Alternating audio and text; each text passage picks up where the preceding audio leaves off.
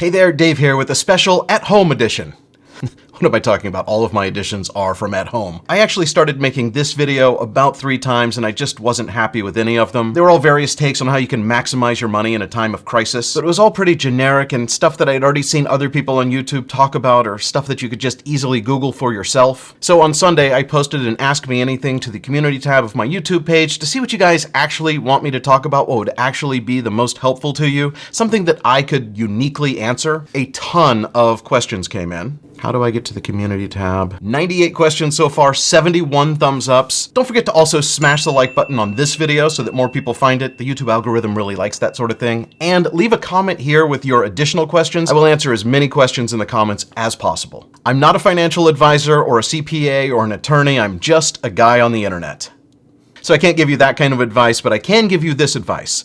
Don't panic. People are staying home and social distancing, and inevitably that has slowed our economy. We've already seen that in the stock market and the job market, and I expect things will get worse before they get better. But no, they will get better. Don't panic sell all of your investments. History tells us that when people are in panic mode, it's the worst time to sell. It's actually a great time to buy. Not necessarily today, but when the market starts to recover, it will happen fast, so be ready. We saw a little of that last week, but that is something I'll be talking about more in future videos. It's great how a lot of you went in and hit thumbs up on the questions that you like, so I'm going to sort by top comments and just answer as many as I possibly can. This first one from Randy Vasquez, 15 likes and a reply.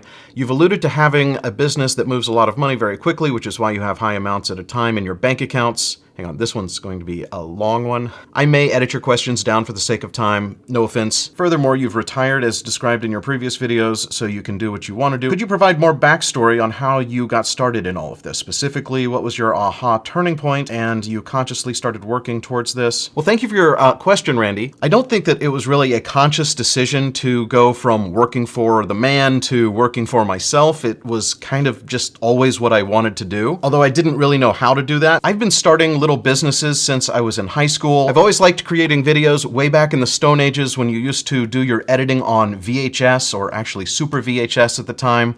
We had this little business idea called video business cards. Dumbest idea ever. Way back in the day, pre-Tinder, there were these video dating services that would film you on VHS, like I guess before most people had video cameras. So we had the idea, what if we did that for business people and they could hand out a VHS tape as a business card? How did I ever become successful? I have no idea. That was actually me and Chris Camillo from Dumb Money. We had that idea. When most high schoolers were out at the Friday night football game, I was at the radio station getting ready for my overnight radio show from midnight to 6 a.m. It was the only shift they would let a 14-year-old do. But it was a major market, and I started doing production for that station, and then I started a little production company out of my bedroom that created the station imaging elements, those little things that run between the songs that tell you what radio station you're listening to. And I think that was the first time that that kind of content was ever syndicated. And I kind of realized early on that doing syndicated content that scales, is the way to go, and that has become common practice in the radio industry. Probably in your market, the DJs you're listening to are not actually in your city, they are just syndicated and recording it from home.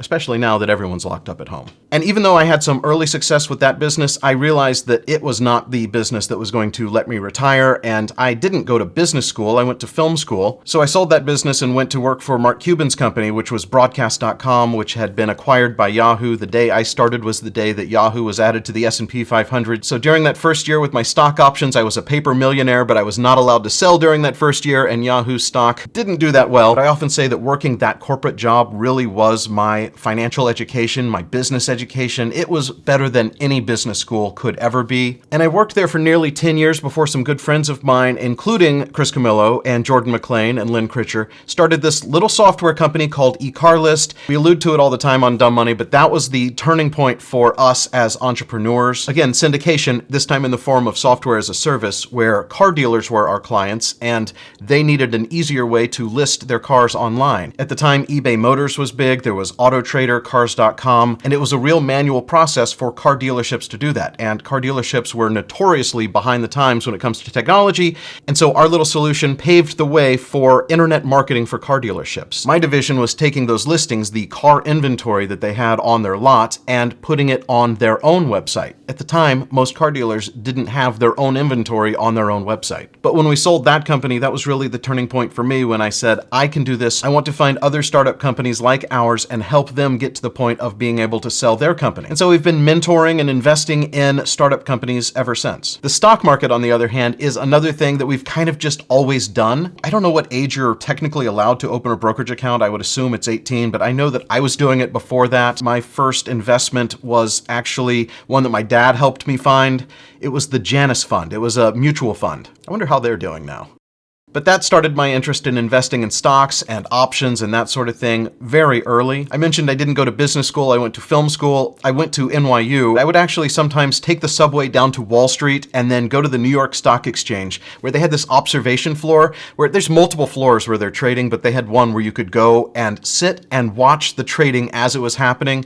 That was so cool for me. I mentioned before that I used to trade options before I had enough money to trade stocks. Not something I would recommend. I definitely lost a lot of money. I should go back and look at some of my old tax returns to look at the losses that I would log. But those offset my gains, and it was a way for me to leverage my money and be able to control 100 shares at a time of a stock that I couldn't afford to buy 100 shares of for a small premium. It was basically gambling, but on things that I thought I had an information edge, something that I thought Wall Street may not have picked up on. And to this day, that is our investing philosophy. It's finding things that the market may not have discovered and investing aggressively, using options to leverage your potential upside gains while capping your losses at, well, losing all of your money, losing the premium on those options. So anyway, long-winded answer. I hope that answered your question. Next question from Duncan. If you could go back to your early investing days and tell yourself one piece of advice that you know now, what would it be?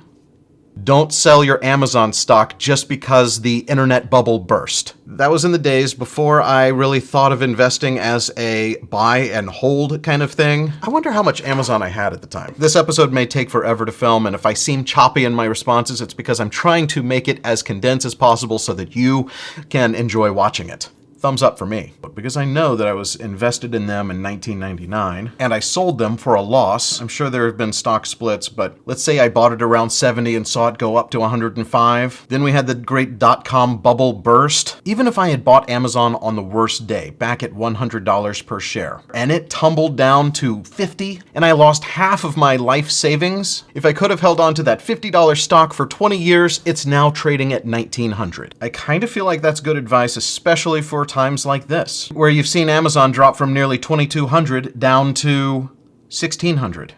Not quite as dramatic, but things will get better. This is a short-term down market. I can't tell you when it's going to get better. I think that being in this market as it's going down is not going to be a terrible thing long-term. So hopefully that helps answer your question, Duncan. Thank you. Paul asks, hey Dave, as someone who will be turning 18 soon, what are the top 3 financial decisions I will have to make that the education system didn't prepare me for? First of all, did the education system prepare you for anything? I really hope it did, but I'm not too optimistic about that. Luckily, there are people like me on YouTube who are willing to just share our knowledge with you. So 3 financial decisions you have to make. I'd say 1 is rent versus own as far as where to live. And as interest rates head to 0 and eventually mortgage rates get even lower, this could be a great time to buy your first property. It comes down to simple math. Look at how much you're spending on rent and see if you can afford to buy a place that you think might appreciate over time, that you actually like living in. Your first real estate purchase isn't really going to be an investment. It is a place to live, but a place to live that will hopefully appreciate and that your interest on your mortgage is tax deductible. You wanted 3 of these, right? So maybe good debt versus bad debt. It's okay to have debt for your mortgage because that is good debt. The interest you're paying there is tax deductible and it is generally a lower interest rate. Bad debt is credit card debt. As much as I love credit cards because they give you cash back and advantages for using them, if you're paying a single penny of interest on your credit cards, you are wiping out any advantage that that credit card has. So don't do it. And third, I would say if you haven't yet, start saving for that emergency. You literally can't predict when the economy might shut down overnight and you need it. Now more than ever, and with the stimulus program, that extra $600 per week on top of unemployment, or if you have a small business, to be able to take out that forgivable loan from the government, I think it will help so many people. And if you are in a situation where you qualify, you definitely should take advantage of that. Daniel Tan asks, hey Dave, what are your thoughts on investing in index ETFs for beginners who might not necessarily have the knowledge to do due diligence on individual companies? You've answered your own question. That is the exact way to go about investing before you know what you're doing. I loved the Vanguard S&P 500 ETF at 300. I love it even more at 226. I'm not saying that this is the bottom. I think that we could go lower. Imagine if I had held on to my Amazon back in 1999. Michael Connors asks, hey there, Mike here. Clever. Dave, with the Fed dumping so much money into circulation, is there a good strategy for preparing for the inevitable dramatic inflation period that we may see in the future? I am not an economist, but I'll give you my 2 cents. That's exactly what it's worth. Nobody knows. The Fed doesn't know, Graham Stephan doesn't know, I don't know, and that's pretty much the hierarchy when it comes to finances in 2020. There were signs that inflation might be on the way before any of this happened, but think about it this way. What would happen if the Fed hadn't gotten involved? I think that would have been a way worse scenario. So yeah, we'll probably see some inflation, but we really don't know. This is an unprecedented event. This is an unprecedented way to mitigate financial crisis, but I'm optimistic that it won't be the end of the world. Assad wants to know how the negative yield curve on bonds changes my investments, if at all. It doesn't change the way I invest at all. Jackson Welsh, Dave, if participating in FIRE and retiring early, how does one cover health insurance? Typically that is offered by an employer. No one expects to get sick, but in the event it happens, how can one cover medical expenses without actively working? FIRE, what does that stand for? It stands for Finance or Investing, Retire Early. Financial independence, retire early. I love the idea of financial independence and retiring early. I don't really follow the FIRE movement. When it comes to how to cover your health insurance, I think it's kind of crazy that we expect our job to pay for it. That's such an old school way of thinking of things. You know why companies provide health insurance, right? It's because they didn't want to pay their workers more. Way back in the olden days when people worked for the same company for forever, employers realized they could pay their people less if they gave them benefits, and health insurance was one of those. I was just wondering if you could tell me if it's true, because if it is... What? Well, how do rumors like that get started? The company was able to buy health insurance as a group at a cheaper price than each individual person, and so it kind of made sense to take their workers and pool them into a group and then get insurance at a cheaper price, and it let the company not pay you as much. Look, Alice, who told you that? Well, it's kind of all over the office, Mr. Stone. Well, you and the rest of the girls can forget it. There's nothing to it. Fast forward to today when it's very unlikely that you'll work for the same company for more than a few years, and so many people are in the gig economy or service industry. The simple answer is you have to buy your own insurance. And if you think about it, if you're working for a company and they provide insurance, they're not doing you a huge favor because you're actually paying for a lot of that out of your paycheck. You know, that deduction on your paycheck? For most people, the majority of the cost of health insurance is paid for by you. The part that your company picks up is just money that they're not paying you. Imagine a world where instead of a health insurance benefit, they just paid you more money. I digress. The answer to your question is you're just going to have to buy insurance. And we live in a time where there's some competition and it's getting more affordable. Luckily, there's companies like Oscar. That's who I use for my health insurance. I have in the past, when I've been an investor in a company, gotten on their group insurance plan, which was even a lower, better price. And when we sold a company, I stayed on their Cobra for a while. Shop around. There is health insurance that is more affordable now and that is really comparable to what would be withheld from your paycheck if you were working for a company. This is the thanks you get for years of hard work. Maybe we don't want to work for you. Next up, Jared asks, which in your opinion has better returns, stock market or real estate investing? I'm already invested in stocks. I'm interested in owning rental properties down the line. Also, which of these two are better to have money in during this crisis? Thanks and stay safe. I wish I knew. There's not really a right answer on stocks versus real estate. They're just different. Investing in stocks is a very passive activity where you benefit when a company does well. You profit from someone else's work. Rental properties can be very lucrative, but they can also be very labor intensive, whether you're fixing it up or having to deal with collecting the payments. If you're into that sort of thing, real estate investing can be very good for you. Personally, it's not something that I've ever explored. The idea of having to fix up a rental property and keep it occupied is just more time consuming when I could focus my efforts on things that I think, for me, will have a bigger return. But again, that's just me. And there are things that I really like about real estate, things that make make me want to explore it more. At some point, I think I might want to buy a small apartment building. I think that might be interesting, or maybe just a huge headache, even if I hire people to do all of the work. You could also look into investing in REITs or ETFs. I don't know. Good question. You guys have me thinking now. Next up from Damien, as Randy has stated in his post on this thread, I would love to see something related to your business. You say that you sometimes write checks in excess of 100K, and I would love for you to delve into that in addition to the other businesses that you have, such as your bar, restaurant. Cheers. Cheers, Damien. This is actually a great time for me to plug my other channel, Dumb Money.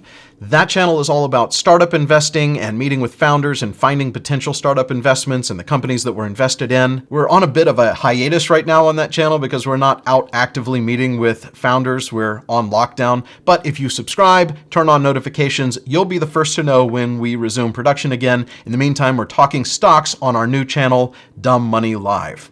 Always good to find a way to get that plug in.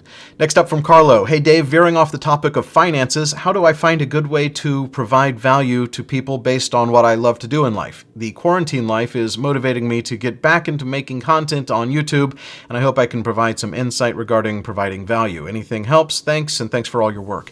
That's interesting. I think being cooped up is helping people find the time to think about themselves and what they enjoy doing and better themselves, whether it's yoga classes on YouTube or learning a new language or learning about investing. The beauty of YouTube is that literally anyone can do it, and everyone is an expert at something. I think my best advice is to think about what you're passionate about, think about what you like to watch, and if you have valuable information and if you have something to share, there's an audience for it. I mean, this channel was originally about travel. I was basically looking for a reason to take all of the videos and photos that I take anyway on vacation and force myself to edit them and put it on a YouTube channel. I never really thought that I would be a financial YouTuber or a credit card YouTuber or whatever I am, but that's what I'm passionate about. That's what I know about. I mean, I tried making dog grooming videos, but nobody watched those. I'm clearly not an expert at that, and I do love finance and investing, and that is why this channel has taken off. You want down, don't you? Megan, I know you don't watch my videos, but maybe this will get you to watch. I know that she'll comment if she sees this. Who's next? Ivan says, can you explain your option strategies? How often you use options? Do you do any day trades? Thoughts on real estate investing? Well, that is a lot of questions, Ivan. I will try to answer them. I don't really have option strategies. I keep it as simple as possible. I buy calls or puts when I think I have an information edge about some stock. I use options because it lets me leverage my money and also limits my downside risk, but I'm not doing buy right spread call, iron condor, weird things like that at all. What else did you want to know? Day trades, no, I don't do day trading, and I've already talked a little about real estate investing, so let's go to the next one. Alvin. Hey Dave, Alvin here. Even in my real life with real friends, I have people all the time saying, hey there, whoever here. What qualities would you suggest your viewers look for in a brokerage account? Also, do you have any recommendations on which brokerage services to use? I'm not sponsored. I don't have 2 free stocks in the links below. I use Charles Schwab because they had the best sign-up bonus and because they're a legitimate company and their trading seems to be good. They're all pretty much the same now. All trading is free. Robinhood had their outage problem when the markets were going crazy, but they seem to have patched that up. I'd say any of the big ones are fine. I don't really have a preference. I've used E-Trade, then I switched over to TD Ameritrade, then I switched over to Schwab. I have a Robinhood account, but I haven't funded it. Robinhood excluded, I'd say among the bigger brokerages, they're all pretty comparable when it comes to product offering and execution speed, and the price is free. My girlfriend was actually asking me this same question last night, where she should put some money that's currently in a mutual fund, and she wants to open a brokerage account for the first time. I did the research, and for her, at her funding level, Charles Schwab had the best promotional offer. They're going to give her $500 for opening an account, so that's who I'm recommending she go with. Just check the offers, and don't be afraid to leave a brokerage and go to another one if someone else has a better offer or whatever. Luke asks, what is the cost benefit of adding new cards, i.e. how do the rewards and benefits stack up? The small hit to your credit takes for a hard inquiry. Just wanted to hear your thoughts on this. It changes constantly getting new cards. The hit to your credit score for a hard inquiry is temporary. It does go away eventually. I'm not really too concerned about my credit score. I think it's good to have multiple cards and a lot of credit available to you. It doesn't really hurt to have credit available. The only thing that hurts is if you spend more money than you have, and you should never do that. You should always pay your credit card bills in full every month. But really, think about what you spend money on. Think about the categories that you spend and find the cards that have the highest rewards in those categories. And also think about how you want to use those rewards. Do you want travel points? Probably not as much right now, but cash back is always great. And so find the cards that have the best cash back or that have travel points that you'll eventually get to use. Just think about what you use, what you spend, and find the card that naturally fits into the way you conduct your life. Don't let the card dictate what you do. Just find the card that fits your needs. For me, that's the Bank of America Duo, what do we call that? A Dufecta? You can watch my other videos for my thoughts on credit cards. They really haven't changed. Turns out my cash back beats travel credits philosophy might have been right all along. Daniel asks, how can we get access to invest in private equity? How about unaccredited investors? Unfortunately, and it really sucks, but unaccredited investors have a really hard time investing in private companies. That is our government, our Security Exchange Commission's way of protecting you from fraudsters who might try to pull a fast one. Those laws are so outdated. They're from the 30s. There was this hope that crowdfunding would become more mainstream and that individuals would be able to invest in startup companies. Really hasn't come to fruition. But once you become an accredited investor, it is kind of easy to get access these days. There's a secondary market. I've used a company called Forge Global. Their website basically lists companies that have shares available in the secondary market, whether it's actual offerings that their firm was able to be a part of or individual shareholders, like employees at the company selling their shares of the company. And I can't give you legal advice, but I can tell you that I used to check the boxes saying I was accredited before I actually was. But don't do anything that I wouldn't do. AJS asks, how would you recommend prioritization of paying down debt, whether it be bad debt, i.e. high IR, or good debt, low rate, saving for a full emergency fund, or investing? Great question. I know Dave Ramsey talks about paying down debt in a way that I think is completely illogical. I don't know if it's a snowball or an avalanche, but Dave Ramsey is an idiot. He basically says chip away at your debt regardless of the interest rate. Only if you want to go broke the way he did do I recommend you follow his advice. Always pay down your high interest debt first. If you're paying 22% on a credit card, you're not going to be able to find any investment in the world that's paying you 22% on your money. So pay off those high interest credit cards first, work your way down and pay off your lower debt after that, except for your mortgage, which has a tax advantage. Unless you really just don't want to have any debt at all, your mortgage actually will save you money on taxes. When it comes to saving for an emergency fund or investing, I'd say generally it's one and the same. You're going to have your emergency funds in some sort of investment. Hopefully when you really need it, not in something that's volatile and might lose value like you would have if you were in the S&P 500 earlier this month. But if you keep an eye on it, the S&P 500 historically has done very well. And even if it starts to go down, you can do what I did and basically stop my losses by buying an insurance policy against it. I made a whole video about that. Ding. In fact, today, as I'm filming this, the real downside to making these videos is I can't keep an eye on my investments. I'm filming this Wednesday afternoon, it's 1 o'clock, and the SPY is down 3.9%. Actually, last night, after the market closed, I just felt like the sentiment was turning. The headlines were shifting from Johnson & Johnson is working on a vaccine to this is going to be a bigger, longer-term lockdown than we were expecting. So after market hours last night, actually in the last minutes of after-hours trading, I shorted the SPY, and it's a good thing I did. My portfolio thanks me for it. I'm actually 0.5% net positive for the day. Did I answer all of that? High interest, then low interest, then save and invest at the same time. Cameron asks, if I invest in an index fund, how long should I be investing? When should I withdraw? Should I be investing for a certain goal, like a down payment on a house, or just increase my overall net worth? Yes, yes, and yes, all of the above. There's not a right time to buy or sell. Nobody can time the market, but if you're systematically putting money into an ETF, and as you need money, you're systematically taking it out, hopefully that underlying investment is appreciating over time. I don't really think of my brokerage account as a savings account, but it is kind of where I stash all of my money. So yeah, I kind of actually do. If you have a specific goal in mind or need the money at a specific time, you'll want to be in less risky investments. If you have a longer term outlook, you can invest in just about anything. I like that you're thinking about index funds. I tend to keep my money in an S&P 500 fund and a handful of stocks that I think will outperform the S&P 500. So if you have a specific time-based goal in mind, think about when you're going to have to withdraw funds, and otherwise think of it as a long-term investment, and you're building your net worth, and hopefully at some point you'll be able to retire, slowly deplete that balance down to the point where you die. That's morbid. But other than leaving something for the next generation, if you could die at zero, you did a perfect job of saving and spending throughout your life. Sorry, niece and nephew. From Infuse, hey Dave, I just graduated college and I don't have a lot of money to invest with. I started using Robinhood and put $100 in to invest. I invested in a company creating a vaccine. I'm losing about $20. If I sell the stock, where should I do? What should I go?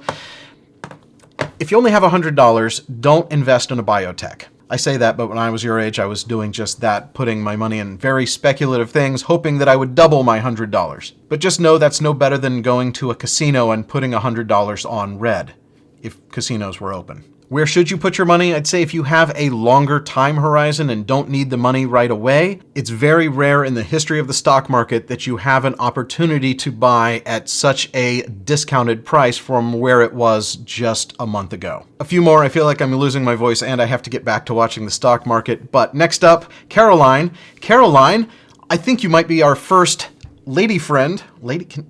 Girl. That's exciting. Thank you for watching. I don't know what it is about my channel, but if you look at my YouTube stats, it's basically a bunch of dudes. So Caroline, it is so good to have you watching. I believe I have liked every single comment on this thread requesting different videos. So many great and helpful ideas. Caroline, I could not agree more. This has been a fantastic video. At least I hope. Let me know if you think it has. Smash that thumbs up. This is actually probably a good place to wrap up this video. If you would like me to go more in depth into any particular topic, let me know down in the comments. If you have something that I haven't addressed, let me know down in the comments. If you posted on my original thread and you didn't get answered, let me know down in the comments. Basically, just fill up that comments with everything that you want to know, and I will try to get to as many of them as possible, both by doing this and by making a future video. If you're not yet subscribed to the channel, make sure you do that. Turn on notifications, smash the like button. There's so many things that I have to tell you to do or they will kick me off of YouTube. Thank you all so much for watching. Stay home, stay safe, and I'll see you next time.